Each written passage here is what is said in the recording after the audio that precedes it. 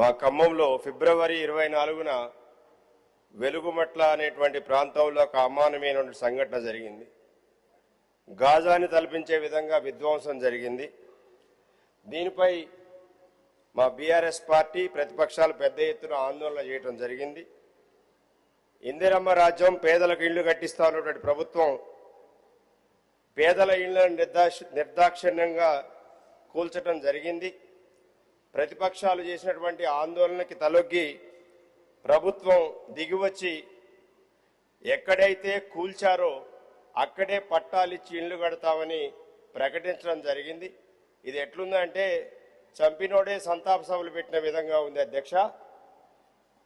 అయితే ప్రభుత్వం కూడా 1895 మంది బాధితులు ఉంటే 311 మందికి మాత్రమే పట్టాలు ఇవ్వటం అనేది జరిగింది. నేను ఈ వేదిక ద్వారా మీ ద్వారా ప్రభుత్వానికి విజ్ఞప్తి చేస్తున్నాను.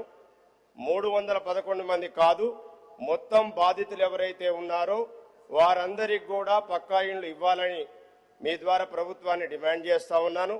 అట్లాగే ప్రభుత్వం ఏదైతే విధ్వంసం చేసి ఆ కట్టుకున్న ఇళ్లను కూల్చివేసిందో వారందరికీ కూడా నష్టపరిహారం ఇవ్వాలని మీ ద్వారా ప్రభుత్వానికి విజ్ఞప్తి చేస్తున్నా అధ్యక్ష.